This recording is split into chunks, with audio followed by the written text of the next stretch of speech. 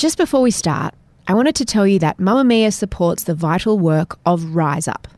Rise Up, with a Z, is a community-based group that is there to help women and children fleeing from domestic violence situations. Become part of the community that makes a massive difference to these women and children. Like and follow Rise Up in Facebook.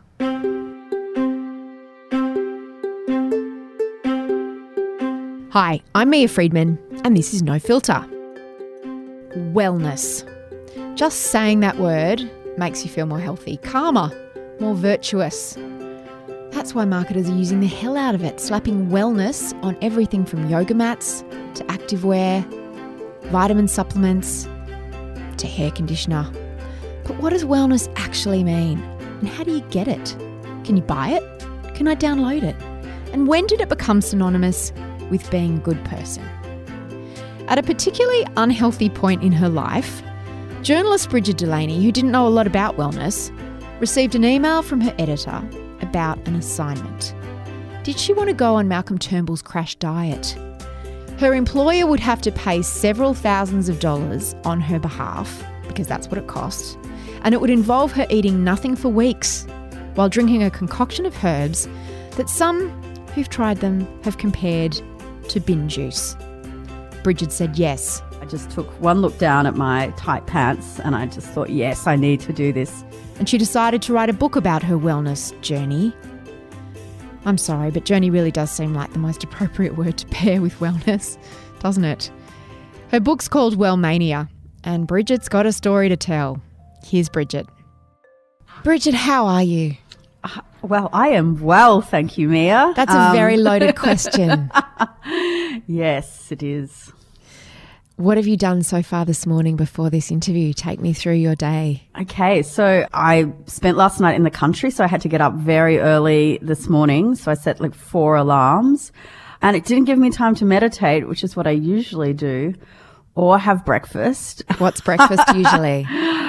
It can be anything from, I just went to the farmer's market on the weekend and bought a heap of rhubarb and boiled it down, and I have that with Greek yogurt, or I have toast, or I have eggs, or avocado. So there's lots of different, when I was researching my book, there was all this different information about, should your breakfast be like quite heavy on fats? Should it be, low carb? All this sort of stuff. So, I have very confused breakfasts because I'm still confused about what I should be eating. I'm very vicariously excited about the thought of you eating because your book starts out with a particularly brutal fast that you went on for 14 days. But before even that, the book actually starts with you in New York, just before you come back to Australia.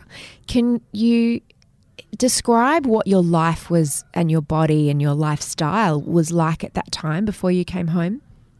I guess I was like a lot of people, which is my 20s had well and truly finished, but the brakes hadn't been put on. So I was still going out a lot with, the same kind of energy in my 20s, so late nights, but then getting up in the morning was a lot harder. Still drinking quite a lot. I wasn't smoking, but occasionally, you'd be at a party and there'd be a joint or something, and I'd go, yeah, why not?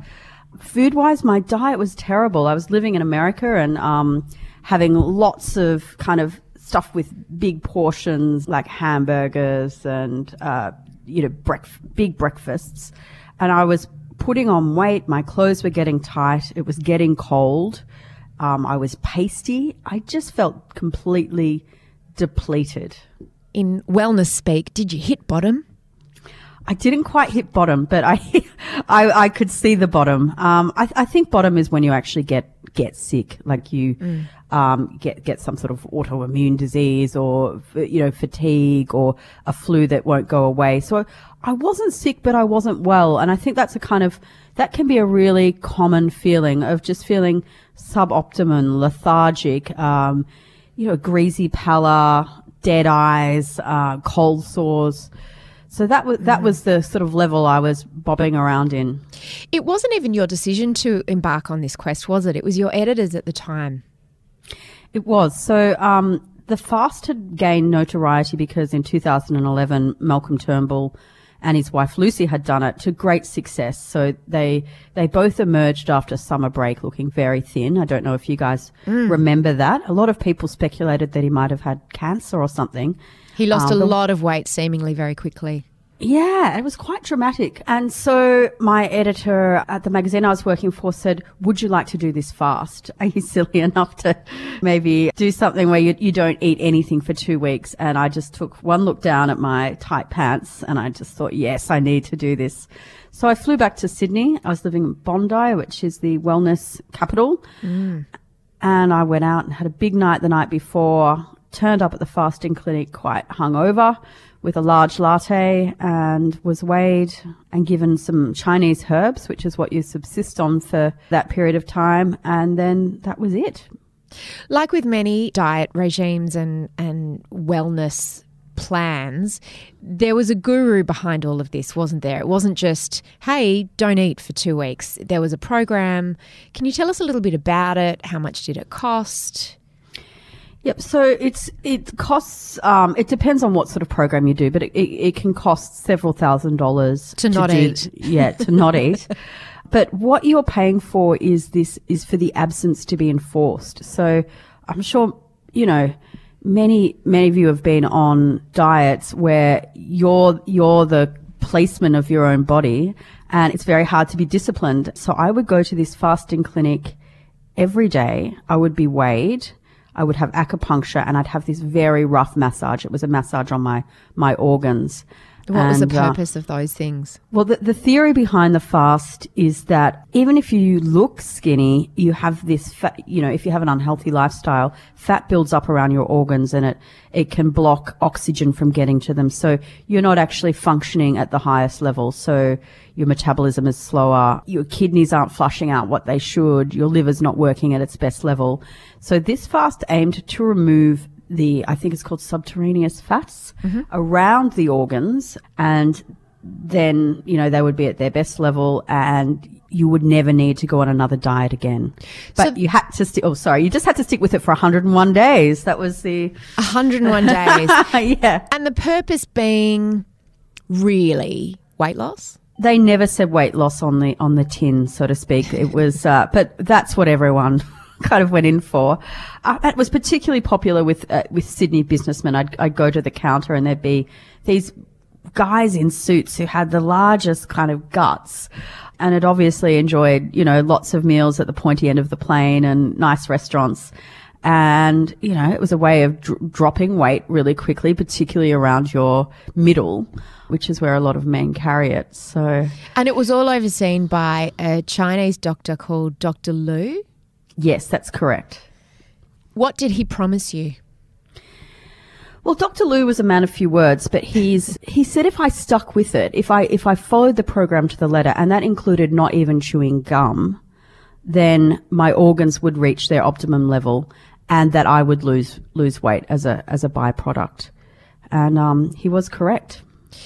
Now, we'll get to the fast in a second, but critics of fasting, of which there are many, and as you say, there's not a lot of research around fasting and its benefits because, as you point out, there's no money to be made out of people not eating.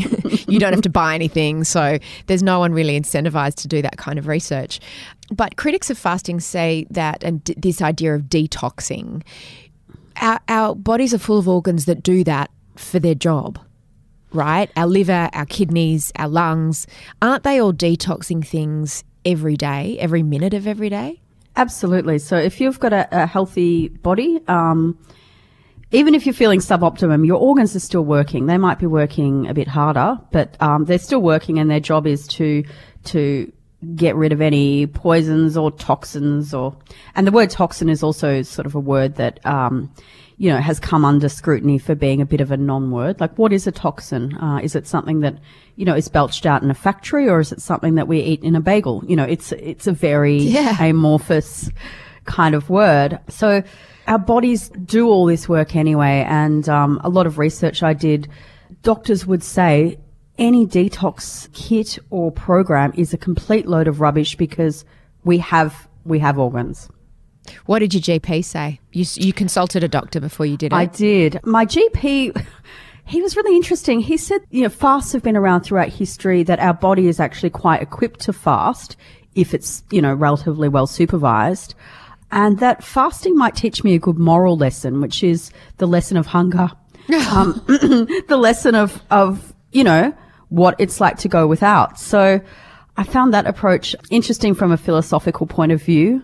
But I did go to Dr. Google quite a lot when I was embarking on it. The 14 days which you write about so beautifully and graphically and entertainingly, they're pretty gruesome, some of them. I mean, it sounds awful. Was it as awful looking back now?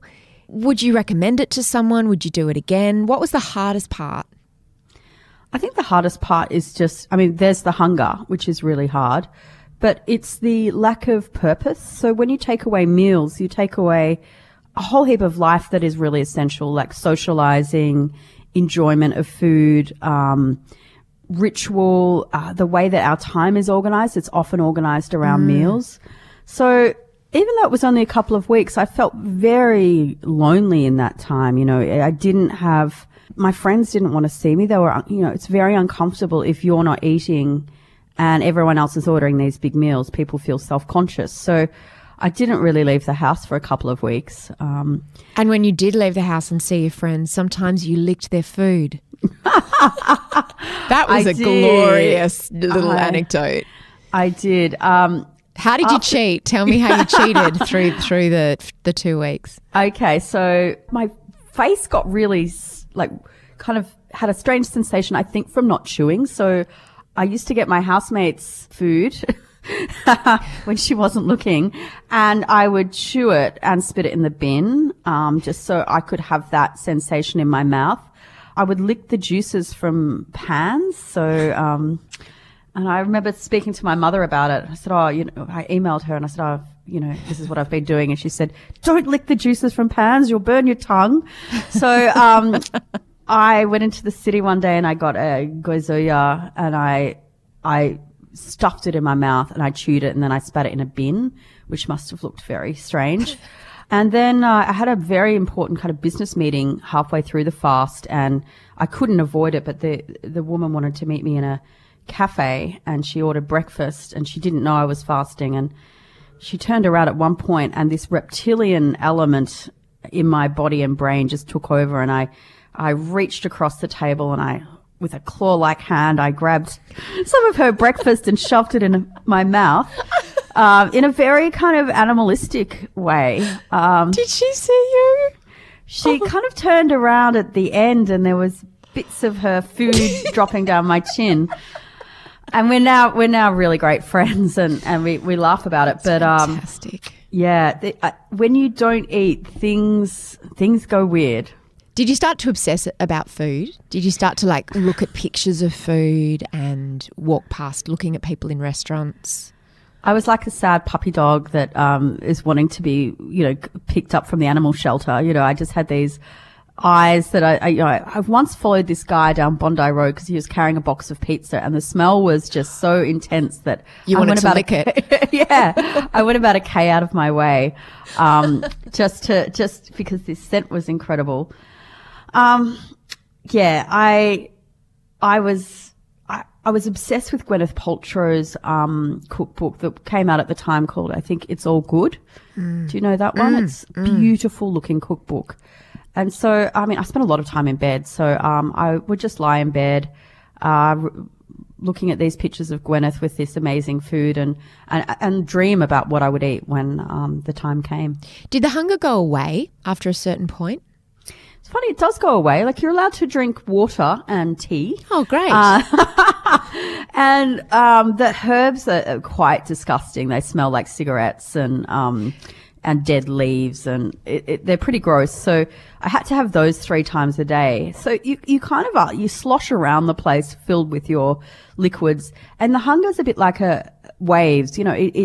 You have these pangs that are so strong that it wakes you up in the middle of the night, and then there's calmness, and it does go away after about 3 or 4 days. But then you talk about, there are just so many phases of it. As the weight drops off, sometimes you are angry. You talk about smelling really bad. What are some of the unexpected aspects of the fast that you weren't prepared for? There was one day when I was just lying in bed as per usual. Because you were so tired. I was very tired. I didn't have any, I wasn't feeding myself, so I didn't have any energy. And there's really interesting science around that about what happens when you deplete your energy stores. You know, for the first 3 days you were running on empty, but then the brain and the body switch fuel mechanisms. So, they switch to, proteins, muscle, things that are already in your body. So for the first few days I was really foggy, and the brain, was getting about 70% of its nutrients from glucose, and then I wasn't manufacturing it anymore. So that accounted for the vagueness and the tiredness. But then when it switched fuel sources, I felt incredibly switched on and very clear and highly energetic. And I spoke to experts for the book after the fast, and they said what happens when you don't eat is that your body starts looking around for whatever it can as a fuel source. So it will chew muscle, it will chew organs, even bone is something that the body will use as nutrients. So I had a lot of strange sensations, including chest pains, which were most likely my body eating my heart muscle. Yeah, it's pretty gross. And also, my body didn't realize I was doing this for a magazine assignment and it would stop. So the body's long had this adaptation process. If there's no food, that it will start consuming itself, but it does get highly stressed. So, it's fascinating what happens. The smells, it's just very strange. Like, I remember smelling, I lived near a backpackers hostel, and I was so angry because I was like, these backpackers, they've left out a rotting carcass of meat. It's disgusting. So I closed the window, and the smell was still there. And then I realized that I was the smell. I was just oozing this kind of odor. You said even your tears smelled Even bad. My tears smelled bad. Yeah, it was very strange. And I kept a detailed journal. So, which I'm glad I did, because looking back, I'm just like, wow, that was a very extreme thing to do. I have friends, or I know a couple of people who've done this particular detox with Dr. Lou. They describe the herbs that you have to drink as tasting a lot like bin juice would. Yeah, that is very true. You drink bin juice for 14 days. Yeah, no, they hadn't either, but how you imagine bin juice would taste. How did your friends go with the fast? They got through it. They dropped a huge amount of weight. It didn't stay off. They wouldn't do it again. It's hugely expensive. It's very time consuming. But it's interesting. Some people sort of we're all looking for something, aren't we? Everyone's looking for the secret formula that's going to change our life and kickstart us to a different level. That is so true. And something that promises quick results and actually does deliver them. I was losing 1 kilogram a day. Every time I go into the clinic and get weighed, it was quite sort of extraordinary. But I put all that weight back on. So, it's not a long-term solution, at least not for me. Yeah, because the idea of, guess what? If you don't eat for 2 weeks, you'll lose a lot of weight. Well, duh. But that's not sustainable. I also see that it can be very, very dangerous and triggering for people who potentially have a vulnerability to developing an eating disorder or who already have disordered eating. That wasn't obviously an issue for you, but were there any warnings about that when you started the program? No, there were no warnings about it. And, when you go on the internet to find out information about fasting, you often come across communities who are obsessed with fasting, and they present a lot of the more dangerous symptoms as what they call a healing crisis. So if you're having very sharp chest pains, that's just an old injury healing itself. So there weren't warnings about eating disorders, and there weren't necessarily warnings about potential health issues. However, every time I did have something, I would ring the clinic straight away, and they'd always get back to me and reassure me that things were on track. A lot of the behaviors I had when I was fasting, people have said to me that is what someone with an eating disorder does. They chew food and they spit it out. They fetishize food. Yeah, read cookbooks. Yeah.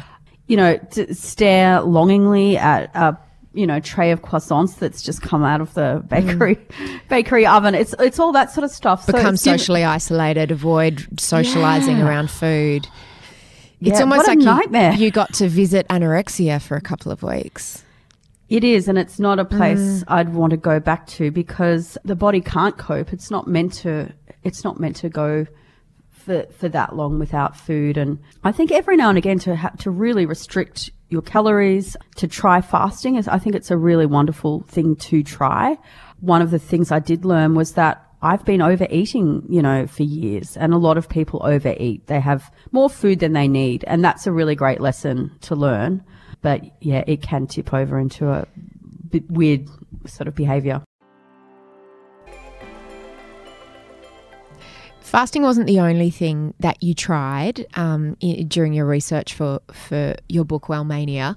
You also tried meditation and yoga, among other things. But tell me about meditation and how successful you were with that. Meditation's, I think, one of those lifelong things where you can have a really great patch and you're meditating every day and then you can drop off. It's a bit like our relationship with food. Every day you have to kind of remake it. So I started going to retreats about 12 years ago. I was very interested in the notion of silence and stepping back from modern life. It was around the time the iPhone came into existence, which I think has changed everything in people's lives in terms of constant noise, constant distraction, not really feeling still in ourselves. So I went to a Benedictine monastery in WA for a while and found that I couldn't sit with myself. I found that experience very unsettling. And then I went to London and I did an urban retreat, which integrated my work, which at the time was working as a spa reviewer, which was great fun. A spa reviewer? Yeah. That's a job. That is a job in London. So lots of fun massage. But I was, the reviewing spas is great, but it doesn't necessarily give you inner peace. So I went to an urban retreat and learnt how to meditate and integrate that into my life. And then later on, living in Sydney, I tried Vedic meditation in Bondi, and that's the one that stuck. And what's Vedic meditation?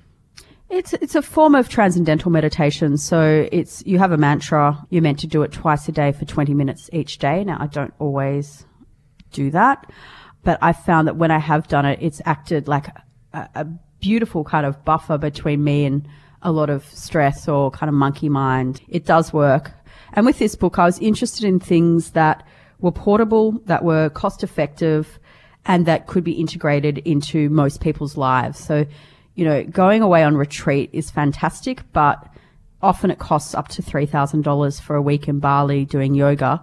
So I was kind of after something that was a bit more, accessible. Learning meditation can be really, really expensive as well. It can be. So transcendental meditation can be, well over $1,000. Vedic is about half that. So I shopped around. Even more so, like things like Headspace and apps are free. So what do you think about those apps as opposed to sort of going to a course if you can't afford one? I think the apps are fine. I think they're really, Headspace is a really great tool. You can do a free trial for 30 days and afterwards it's not that expensive. It's got some quite good meditations on it for kids as well. Absolutely. And I just think developing the practice at a young age is really good because it's something that they can always come back to. And, we were talking about, yoga, how you've done yoga on and off, and you in fact interviewed the founder of Bikram, Mr. Bikram himself, but that didn't go so well, right? No. So Mr. Bikram, who's, he is Bikram Yoga. I met him, I was interviewing him for the Sydney Morning Herald, and they'd just come to Australia, and we were at this penthouse at Circular Quay with all his kind of acolytes, and he looked me up and down and he said, "You are overweight. You do my yoga." And I just thought, how dare you comment on my body? And then I found out later on that he actually is terrible with women and has been, in court for sexual harassment and various other things. So my experience with Bikram was quite, I guess, in some ways typical. But then you started doing it for a while, which I just found disgusting. I've never done a Bikram class, I have to say, but reading your description of it really didn't make me want to do one. No, for all the reasons I suspected. Throwing up and fainting. You're not allowed to leave the room. Explain what a Bikram class is like. Okay, so you're in there for 90 minutes. There's a routine that is unchanging, and people wear very little. They sweat a lot. You have, How hot is the room? It's almost 40 degrees. So, and it's wet heat. So people in front of you will be flicking their ponytail covered in sweat on your face, and people will be very ill and trying to get out, but you're not allowed to leave the room. What do you mean? Like people want to vomit and they can't get out? No. So they encourage you to stay. They deeply encourage you to stay in the room for the whole 90 minutes. So if you're feeling unwell, so often for people it's the combination of heat plus strenuous exercise, and maybe you've just had a lunch or something before the class. So that can be a really terrible combination. So you just have to sit there in a ball if you're not feeling great and wait it out. Yeah, a wet ball, a sponge. You talked about one guy's foot sweat dripping onto your face. Yes, that was awful. And I think, why did I pursue Bikram for so long? But then I actually found that it did make me feel great. And particularly, I was in Melbourne at the time. Melbourne winter, you'll kind of do anything to get warm, including this. Sign me up for the foot sweat. That just sounds delightful. Yoga is expensive too. Classes can be up to, $30 a class.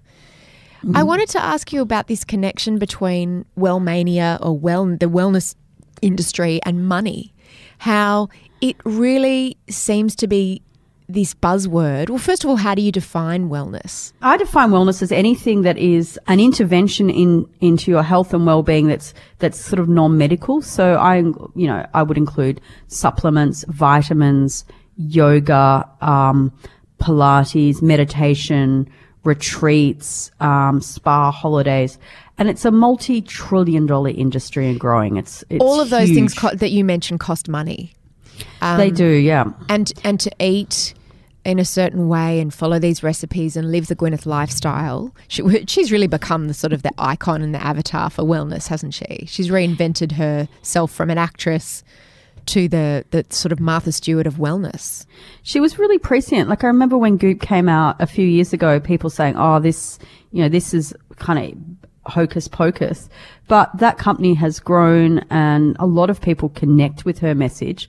Although it is, I think, the slightly crazy end, like particularly the vaginal steam baths and things like that. Most people aren't comfortable necessarily with that sort of stuff, but they are after answers. And what I'm finding is that there are so many diets and lifestyle programs out there. So things like paleo, quitting sugar, no carb, low carb, all these different types of workouts. Like, do you work out for 7 minutes, really high intensity, or do you try and do 10,000 steps? What's better? There is so much information that is often contradictory, and people are very confused. It's hard to know what to do, and the industry takes advantage of the fact that we want a quick fix, we're not feeling great, and we have money to spend on it. It does feel a little bit like snake oil, doesn't it? Like if you put the word wellness onto anything, someone's probably trying to sell you something.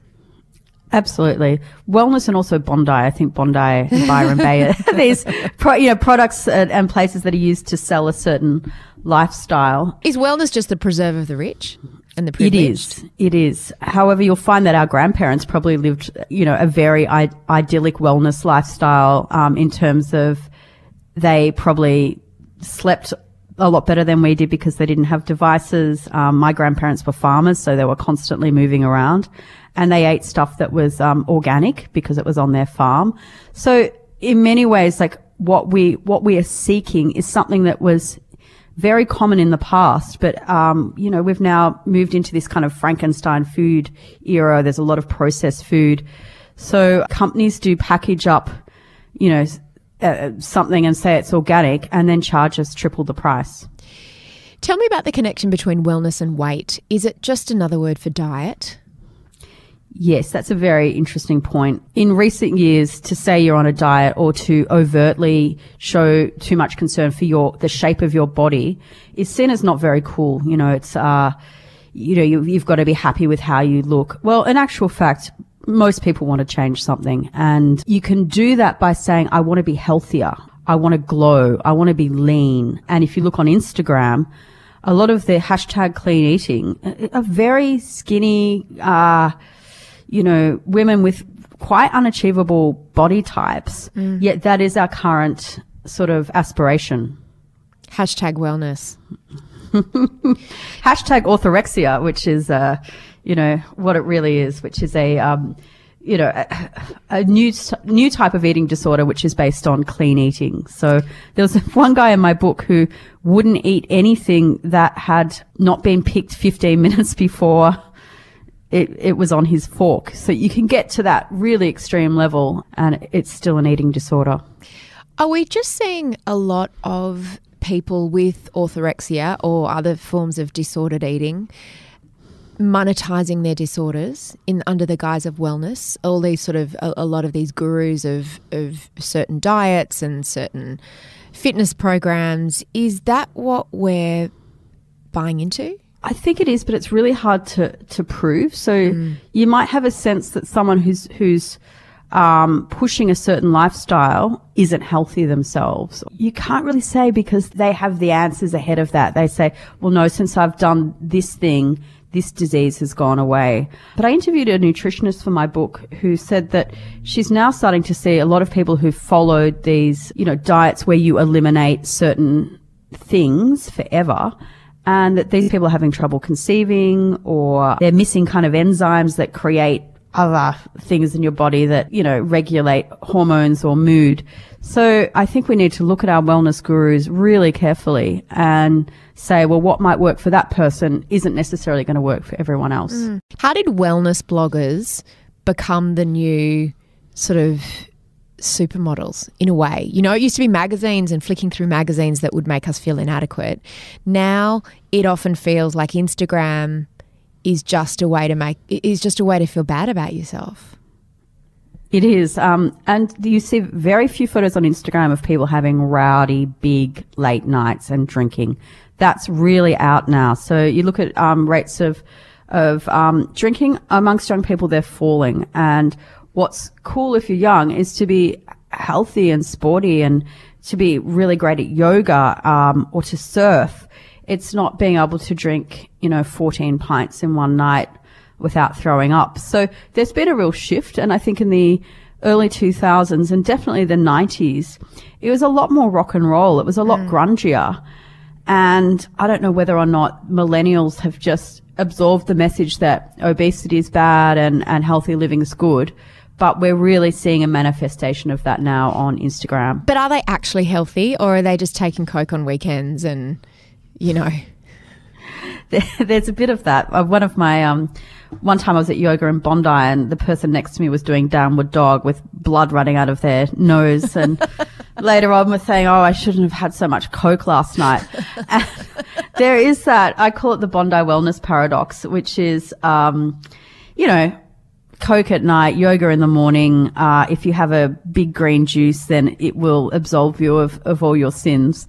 And, we really, everyone to some extent swings between the pillars of hedonism and wellness. Yeah, I was going to ask you also about the connection between wellness and morality.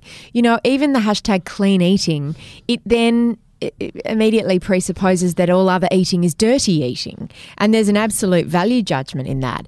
Has wellness become the new morality? It definitely has become the new morality, and it's become a way of policing in subtle ways class and also income. So if you see someone who's, a bit heavier piling their trolley full of chips and chocolate, there's a value judgment that a lot of people make. And, it's a big status thing to say that you only eat organic. Well, if you eat organic, you need to have a lot of cash and access to that sort of food. So it's become like a status marker. Absolutely status marker and very much a class-based thing. If you're lower income, you're less likely to eat in that way. And, once again, it's if you're poor, you get punished. And if you're, subscribing to wellness somehow makes you a virtuous, good person. It does, but it also makes you incredibly narcissistic because you become so obsessed with what you put in your own body and you lose that sense of connection with others because to be well takes a lot of energy. It takes a lot of money.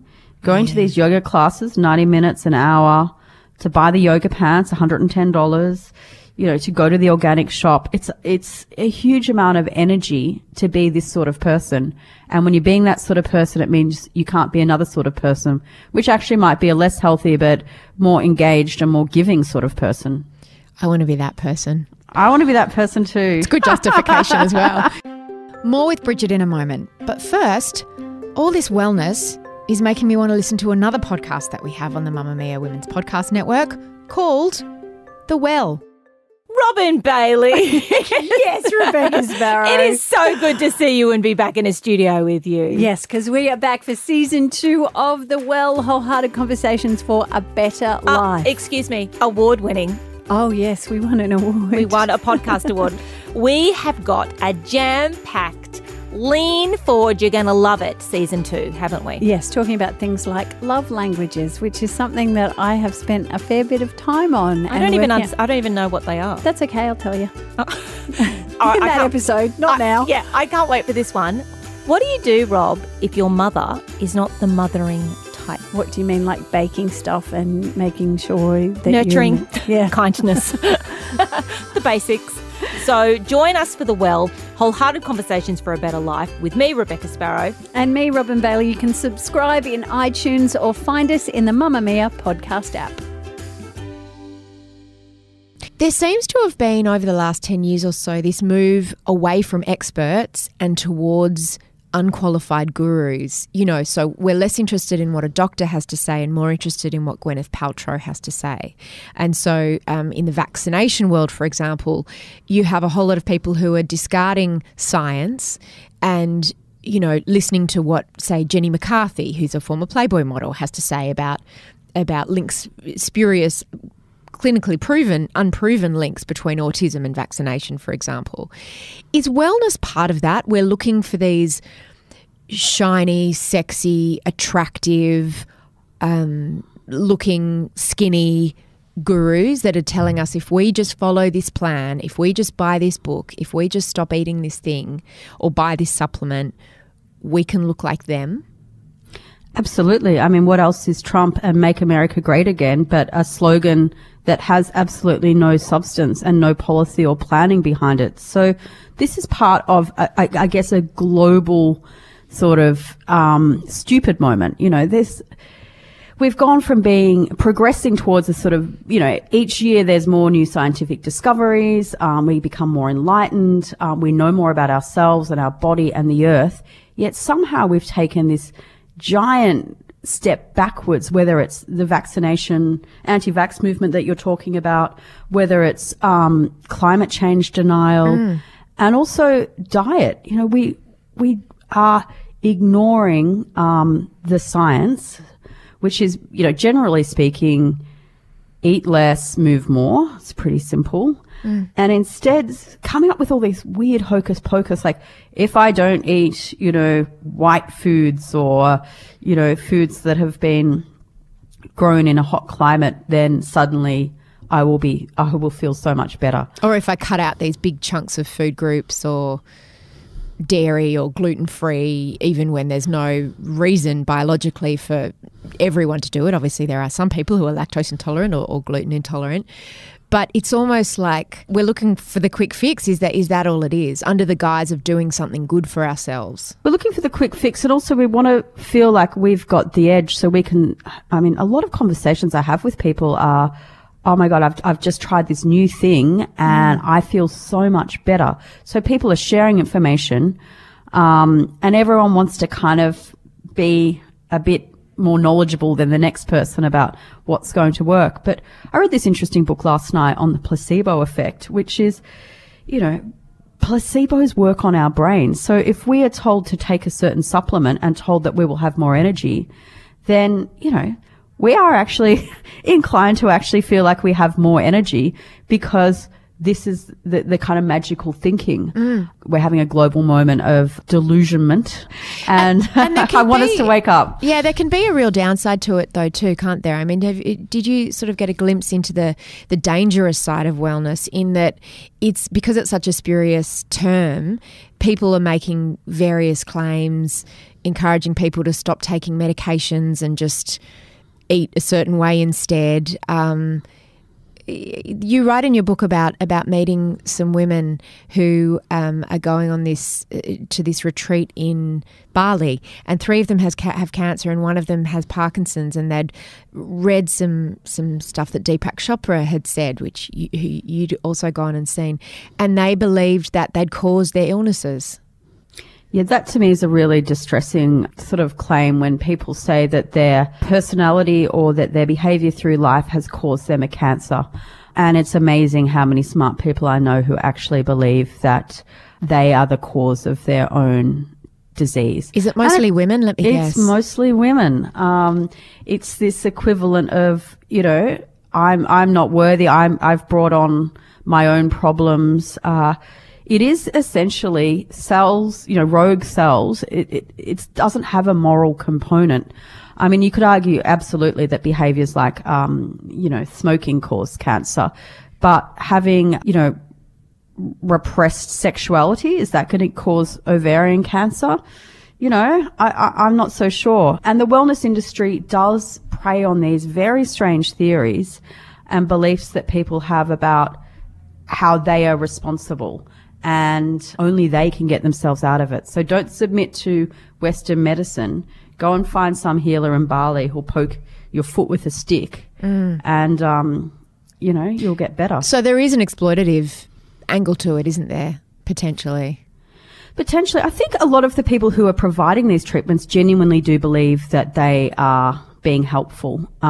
You have exploitative aspects when you have something like, I didn't go into it in my book, but I was very aware of the whole Belle Gibson thing when I was writing it, which is people getting health advice from Instagram. So, people who might have foregone chemotherapy because they read that Belle Gibson cured herself through eating vegetables. So that's to me where it gets really dangerous, where it's okay if you're a bit overweight and you're trying to get rid of a few pounds. You can try some weird diet. But when you've got cancer and you need treatment quite urgently and you are getting your medical advice from Instagram, it's a bridge too far.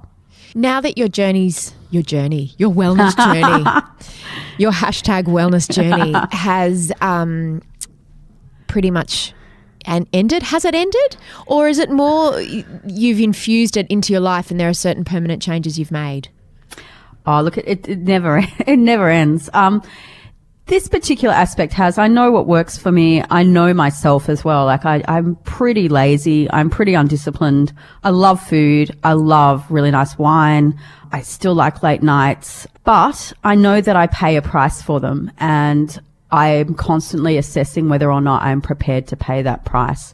And increasingly as I get older, I like having a clear head, and I like feeling great in my own body, and I like getting up early and doing stuff. So I'm just more aware, but I'm nowhere near like the size I want to be or have the skin I want. However, I'm pretty comfortable. Thanks, Brigid. Thank you, Mia. That was a great chat. Thanks for listening to No Filter. You can buy Brigid's book, Wellmania. It's a cracking read. You can also buy my book, Work Strife Balance, at iBooks at apple.co/Mamamia. You can also subscribe to all our other shows there. We're thinking about making this podcast twice weekly, but we can't do it without more subscribers. So the way to help us do that is to subscribe yourself if you haven't already. Tell a friend. Women are always looking for great podcast content. Some women don't even know how to use a podcast or how to podcast, if podcast is even a verb. So download the Mamamia podcast app onto their phone next time you're with them, your mum, your sister, your girlfriend, your daughter. your friend, your workmate, your work wife. And if you're looking for other episodes of No Filter, if you've got a long drive, if you've got to clean the house, scroll back through our feed and look at my interviews with Richard Feidler, interviewing the interviewer. That wasn't at all high pressure. Lee Sales, Peter Fitzsimons, Taria Pitt, and over 100 others. If you want to suggest a guest or just ask me a question, you can call the pod phone on 02 899 9386 or flick us an email. We read them all at podcast. No. Yes. Ha. You can flick us an email. Here's where you flick the email to. podcast@mamamia.com.au. Today's show was produced by Eliza Ratliff for the Mamamia Women's Network. I'm Mia Friedman, and I'm not ever going to drink bin juice.